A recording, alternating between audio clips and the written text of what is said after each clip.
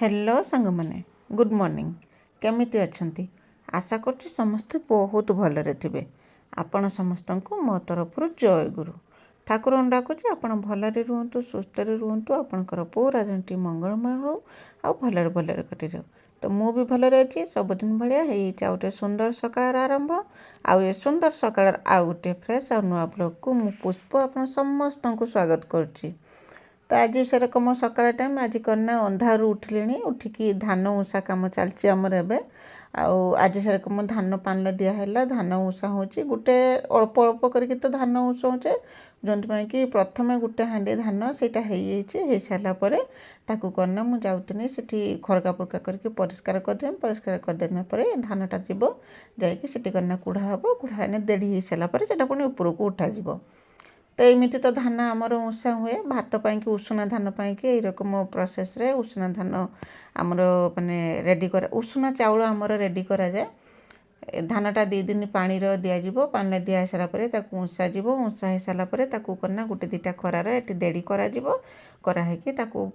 माने ये माने खरा न पड़ुव खाली पवन जाऊँ से रकम जगार पक 2-4 दिन आ सुखीगला पुणी आणिकी माने खरार दिहे पूरा राइट हाई करके सुखाई भंगा हाँपाई मेसीन कतिकी जीव तापर जाकि चाउल बाहर तो जापर भात खायापी एत परिश्रम करा पड़े। आगुरी तो बहुत माने धान उषा होता बहुत परिश्रम होता है तो अल्प धान उषा होथर से जहाँ कम समय आम रेडी कर दौरान माने केते परिश्रम देखिकी जानीपे खाली माने भात खावाई कि चाउल हाँपाई कि तो गोटे हांडी धान हो सारा बाहर कर देथिनी बाहर कर दे सारापर आउ गोटे हांडी धान हम गोटे हांडी भी फुल धान हेनी अल्प धान हम से धान जालीदेमी जाली सारिकी आ बाहर कम जी अच्छी सब जामी आज करना पूरा घर दायित्व सब मो उपरे कहीं बाबा भाई 2 जन जाक नहांती घरे आम तो उठिले 4टा बेले उठिले उठिकी मुझे धान कम पाई रेडी करनी सेपटर बाबा भाई तांकर गाधुआ पाधुआ कम सरईकी से करना ठीक 6टा बेले से करना बाहरी गले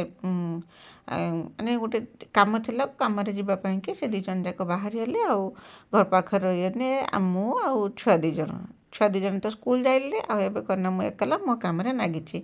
आज करना धान उषा कम सरईमी तापर करना गोरु गाई गुहाल सब कम सरईकी गाधुआ पाधुआ करके जाकि खियापिया कम जहाँ जेरकम अच्छे सब रोषेईबास भल मंद सब हम करना दायित्वटा पूरा मो उपरे आज मैंने बाबा थिने टिके साहाଯ୍य हुए माने बहुत साहाଯ୍य कर दियंते से धान कम बाबा करदेने मु सेपटर मोर बासी कम जरक गाधुआ पाधुआ भल मंद से सब कम मु सरे दिए मु भी एपर्यंत चा पीनी तो चा बन देती से पीले कि मु पी पार्थिनी चा तो गेलन आसलार मत टिके गरम करके चा देइथिला।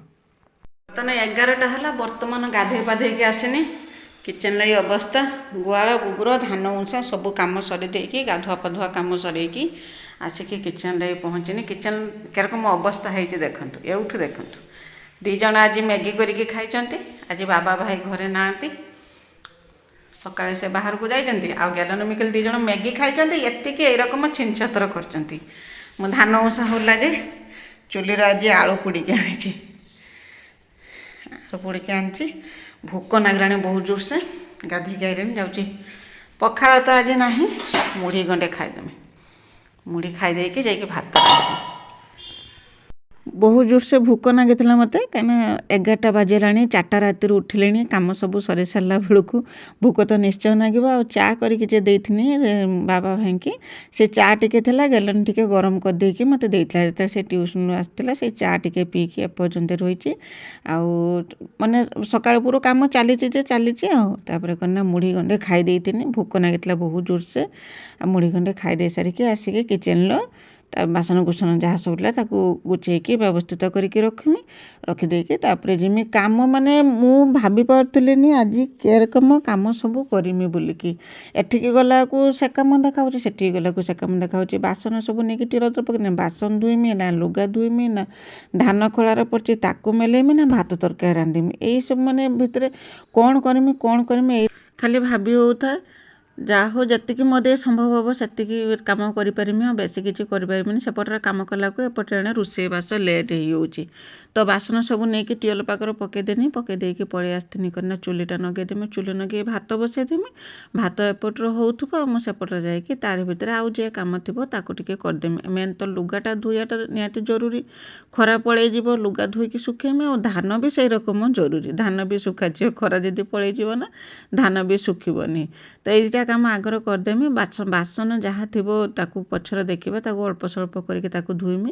ଖାଲି 2 ଜଣ କନା ମ୍ୟାଗି କରିକି ଖାଇଛନ୍ତି, ଏତିକି ବାସନ କରିକି ପକେଇଛନ୍ତି ସକାଳଠୁ। ତାପରେ ଚା ହେଇଥିଲା, ଚା ପିଇବା ବାସନ ବି ଥିଲା। ସକାଳେ ଖାଇକି ଟିଉସନ୍ ଯେଉଁ ଯାଇଥିଲେ, ଗୁଣ୍ଡ ଖାଇକି ଯାଇଥିଲେ, ସେ ବାସନ ଏଇରକମ କରିକି ସବୁ ଏକଡ଼ ସେକଡ଼ ହେଇକି ବାସନ ମେଞ୍ଚେ ବାସନ ହେଇଯାଇଥିଲା। ତ ଯାହା ହଉ କାମ ତ କରତେ ହେବ, ସେ ଡେରି ହଉ କି ଯାହା ହଉ ତରତର ହେନେ କିଛି ହେବ ନାହିଁ। ଆଉ ସକାଳେ କାମ ନାଗିଥିଲା ବୋଲିକି ମୋତେ ଟିକେ ଏତେ ମାନେ ପରିଶ୍ରମ ନାଗିଲା, ନହେଲେ ନାହିଁ ମୋତେ ଏତେ ପରିଶ୍ରମ ବି ହେଇଥାନ୍ତାନି। ତ ଯାହା ହଉ ଠାକୁରଙ୍କ ଦୟାରୁ ସବୁ କାମ ଠିକ୍ ଟାଇମ୍ରେ ହେଇଥିଲା। ଆଉ କହନ୍ତି ନା ସକାଳେ ବେଣୁଛୁ ଶୀଘ୍ର ଉଠିନେ କାଳେ ଘରକୁ ଲକ୍ଷ୍ମୀ ଆସନ୍ତି, ଆଉ ସବୁ ଠିକ୍ଠାକ୍ ହେଇଯାଏ। ତ ଶୀଘ୍ର ଉଠିଥିନି, ଉଠିକି କାମ ଆରମ୍ଭ କରିଦେଇଥିନି। ଦେଖିଲା ବେଳକୁ କାମ ମୋର ସରିପାରିଲାନି। ଚୁଲି ନଗେଇକି ଚାଉଳ ପନ୍ ଦେଇକି ଆସିକି ଆଗର କରିନା ଧାନଟାକୁ ଖେଳେଇ ଦେଇଥିନି। କାହିଁକିନା ଖରା ଚାଲିଯିବ, ଲୁଗା ଡେରି ହେନେ ଶୁଖିବା ଡେରି ହେନେ ଚଳିବ ପଛେ, କିନ୍ତୁ ଧାନଟା ଯଦି ନ ଶୁଖିବ ନା ଚାଉଳ ନଷ୍ଟ ହେଇଯିବ। ତ ସେଇଥିପାଇଁ କି ଏକଲା ହେନେ ନା ସବୁଆଡ଼ିକି ଲକ୍ଷ୍ୟ କରିକି କାମ କରତେ ହଉତ, ଆଉ ତରବର ହେଇତେ ପଡ଼ତ ସବୁବେଳେ।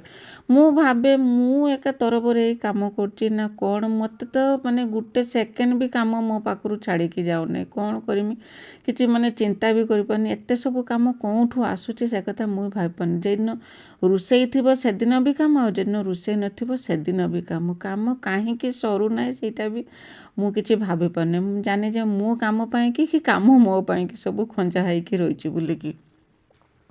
ଯେତେ ଯାହା କାମ କଲାବେଳକୁ କାମ ସରିବାର ନାଁ ବି ଧରୁନି। ଆଉ କ'ଣ ନା ଲୁଗାଟାକୁ ମୁଁ ମାଡ଼ି ଦେଇଥିନି। ଦେଖିଲେ ତ ଗଲା କାଲି ଭିଡ଼ିଓରେ ମୁଁ ଯେଉଁ ପାଉଁଶ କାଟୁଥିନି, ପାଉଁଶ କେରକମ ଉଡ଼ିଥିଲା, ଲୁଗାରେ ସବୁ ପଡ଼ିଥିଲା, ସେ ଲୁଗାଟା ରଖିଦେଇଥିନି।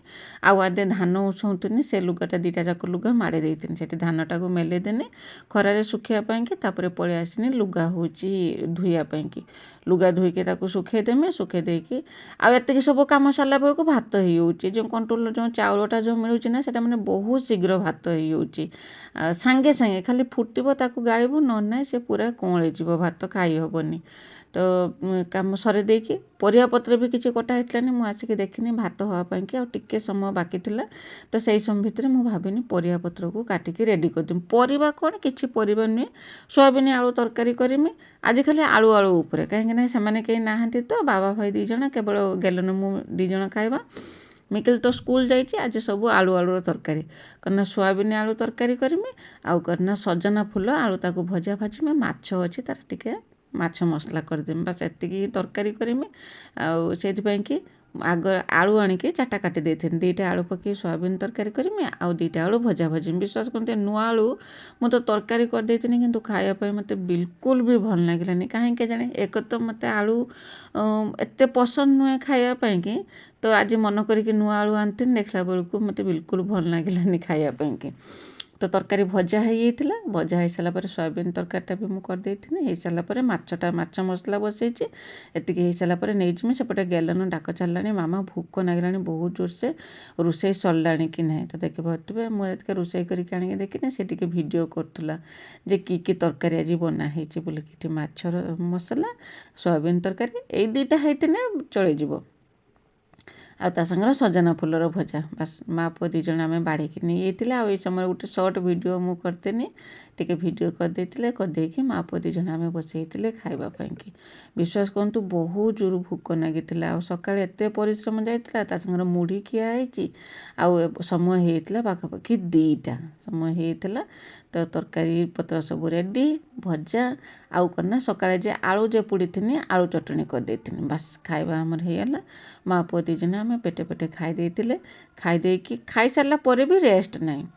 ଟିକେ ସମୟ ମୁଁ କରିନା ଟିଭି ଖୋଲି ଦେଇକି ଟିକେ ସମୟ ବସିଥିନି। ତାପରେ ସେରକମ କାମ ନାଗିକି ଥିଲା। କାହିଁକିନା ଗାଈ ଆସିବ, ଗାଈ କାମ, ବାସନକୁସନ ଯେ ତାକୁ ସବୁ ସକାଳେ ଯେ ବାସନ ଥିଲା ଯେଉଁ କହୁଥିଲି ତାକୁ ସବୁ ଧୋଇଥିଲିନି, ତାକୁ ରଖିଦେଇଥିନି, ସେସବୁ ବାସନ ରହିଛି। ଖାଲି ତ ଲୁଗା ଧୋଇନି, ଧାନ ମେଲେଇ ଦେଇଥିନି, ସେ ବାସନ ଥିଲା। ତାପରେ ଦ୍ୱିପହରେ ଖିଆପିଆ ସରିଲା ପରେ ସବୁ ବାସନ ଆଣିଥିନି, ଏକଜୁଟ କରିକି ରଖିଥିନି ବାସନ ଧୋଇମି ବୋଲିକି। ଆଉ ଆଜି ସକାଳେ କନା ମୁଣ୍ଡ ଧୋଇକି ଗାଧେଇଥିନି, ମୋତେ ମୁଣ୍ଡରେ ପାନିଆ ମାରିବା ପାଇଁକି ବି ମୋତେ ସମୟ ହେଇଥିଲାନି। ତ ଜାଣିପାରୁଥିବେ କେତେ ବ୍ୟସ୍ତତା ଭିତରେ ସମୟଟା କଟିଥିଲା ମୋର। ତ ଏମିତି କାମ କରୁ କରୁ ସନ୍ଧ୍ୟା ବାଜିଗଲା। କେତେବେଳେ ସନ୍ଧ୍ୟା ବାଜିଗଲା ମୋତେ ବି ଜଣା ପଡ଼ିଲାନି। ବାସନ ଧୋଇକି ନେଇକି ରଖିନି, ଲୁଗାପଟା ଯେ ଥିଲା ତାକୁ ସବୁ ଶୁଖେଇନି, ଧାନ ଯେ ଖୋଳା ମେଲା ହେଇଥିଲା ତାକୁ ସବୁ ଗୁଟେଇକି ରଖିନି। ସେପଟର ଗାଈ ଆସିକି ପହଞ୍ଚିବ, ଗାଈ ବାନ୍ଧିମି, ଗାଈ ଦୁଇଁମି, ବାଛୁରୀ ବାନ୍ଧିମି, ଗଛ ନଗାଇଛି ଗଛରେ ପାଣି ଦେମି। ତ ଭାବିପାରୁଥିବେ ବେଳେବେଳେ ସମୟ ଆଉ ଏତିକି ସବୁ କାମ। ୟା ପରେ ପୁଣି ରହିଲାଣି ଲୁଗାପଟା ଧୁଆ, ଘର ଦ୍ୱାର ଖରକା ପୁରକା କାମ, ଘରକୁ ପାଣି ନେବା, ଏମିତି କେତେ କାମ। ତ ଭାବିପାରୁଥିବେ କେରକମ କାମ ସବୁ ମ୍ୟାନେଜ୍ କରାହେଉଛି ଗୋଟେ ପରେ ଗୋଟେ। ତ ମୋ ଉପରେ ତ ପାହାଡ଼ ରକମ ଲାଗୁଛି କାମ ସବୁ ମୋତେ। ତ ଯାହା ହଉ ଏଇରକମ ଆଉ ତରବର ହେଲେ କିଛି କାମ ହେଇପାରିବନି। ଧୀରେ ସୁସ୍ଥେ କାମ କଲେ, ହାଉଲା ହାଉଲି କରିକି ଗୋଟେ କାମ କଲେ କାମଟା ଶୀଘ୍ର ସରିଯିବ। ଏଇଟା ମୋ ମତ। ଆଉ ତରବର ହେଇକି କାମ କଲେ କେଇ କାମଟା କରିମି କିଛି କାମ ସରିବନି। ତ କାମ ତ ଏଇରକମ ଚାଲିଥିବ। ଆପଣ ଭାବୁଥିବେ କ'ଣ ଖାଲି କାମ ହେଉଛି। ତ କାମ ମୁଁ ଯେହେତୁ କରୁଛି ସେଇଥିପାଇଁକି କାମ ହେଉଛି ମୁଁ। ତ ଗଲା ଭିଡ଼ିଓରେ ବିଜୟଲକ୍ଷ୍ମୀ ଦିଦି, ବିଜୟଲକ୍ଷ୍ମୀ ଅପା, ସ୍ନେହଲତା ଦିଦି, ଜ୍ୟୋତି ଦିଦି ସମସ୍ତେ ବହୁତ ସୁନ୍ଦର କମେଣ୍ଟ ଲେଖିଲେ। ଆଉ ହଁ, ସୋନି ଦିଦି ବି ବହୁତ ସୁନ୍ଦର କମେଣ୍ଟ ଲେଖିଛନ୍ତି। ସମସ୍ତଙ୍କୁ ମୋ ତରଫରୁ ବହୁତ ଧନ୍ୟବାଦ ଯେ ଏମିତି ମୋ ଭିଡ଼ିଓ ଦେଖନ୍ତୁ, ଆଉ ମୋ ଭିଡ଼ିଓରେ ଏକ ସୁନ୍ଦର କମେଣ୍ଟ ଦିଅନ୍ତୁ। କାହିଁକିନା ଆପଣଙ୍କର କମେଣ୍ଟ ହିଁ ମୋତେ ପ୍ରେରଣା ଯୋଗାଉଛି ଏରକମ ସୁନ୍ଦର ବ୍ଲଗ୍ ବନେଇବା ପାଇଁକି। ତ ଜାଣିପାରୁଥିବେ ଘର କାମ ସାଙ୍ଗର ଭିଡ଼ିଓ ବନେଇବା, ଆଉ ଭିଡ଼ିଓ ବନେଇ କାମ କଲେ କେତେ ଯେ ଲେଟ୍ ହୁଏ ସେଟା ଯିଏ ବନେଇଛି ସେ ଜାଣିଛି। ଭିଡ଼ିଓ ହେଉଛି କି ନାହିଁ, କାମ ଛାଡ଼ିକି ଆସିକି ଦେଖିବା, ପୁଣି ଲମ୍ବା ଭିଡ଼ିଓ ଯଦି ହେଇଯାଉଥିବ ମଝିରୁ ଆସିକି ଭିଡ଼ିଓ ବନ୍ଦ କରିବା, ଏଇ ରକମ ସବୁ ଯାଉଛି ମୋର ଦିନ କଟି ହେଉଛି। ଆଉ ମୋବାଇଲ ଖୋଲିବା ପାଇଁକି ବି, ମୋବାଇଲ ତ ଭିଡ଼ିଓ ଚାଲିଛି, ମୋବାଇଲ ଖୋଲିକି ଦେଖିବା ପାଇଁକି ବି ମୋତେ ସମୟ ମିଳୁନି। ଦେଖିବା ଯଦି ବଡ଼ ଦିନ ହେଲେ, କାମ ଟିକେ କମିନେ ଯଦି ମୋତେ ସମୟ ହେବ କ'ଣ କରିବ। ମୋତେ କାହିଁ ଲାଗୁନି କାମ ମୋତେ କେବେ ଛାଡ଼ିକି ଗଲା ଭଳିଆ। ତ ଦେଖିବା ଠାକୁରଙ୍କ ଇଚ୍ଛା ଆଉ ଆପଣ ସମସ୍ତଙ୍କର ଆଶୀର୍ବାଦ କେତେ ବାଟ କ'ଣ ଯାଉଛି। ତ ଆପଣ ସମସ୍ତେ ଏଇ ଯେଉଁ କମେଣ୍ଟ ଦେଉଛନ୍ତି, ଏଇ କମେଣ୍ଟ ମାଧ୍ୟମରେ ମୋତେ ବହୁତ ସାହସ ମିଳୁଛି ଯେ ହଁ ଆପଣମାନେ ମୋ ଭିଡ଼ିଓ ଦେଖୁଛନ୍ତି, ଆଉ ମୋ ଭିଡ଼ିଓ ଆପଣଙ୍କୁ ପସନ୍ଦ ଆସୁଛି ବୋଲିକି। ସମସ୍ତଙ୍କୁ ପସନ୍ଦ ନ ଆସିଲେ ବି ଯେଉଁମାନେ ମୋତେ ଭଲ ପାଉଛନ୍ତି ସେଇମାନଙ୍କ ପାଇଁକି ହିଁ ମୁଁ ଭିଡ଼ିଓ ବନାଉଛି। ଏତେ କାମର ଏତେ ପରିଶ୍ରମ କଲା ପରେ ବି।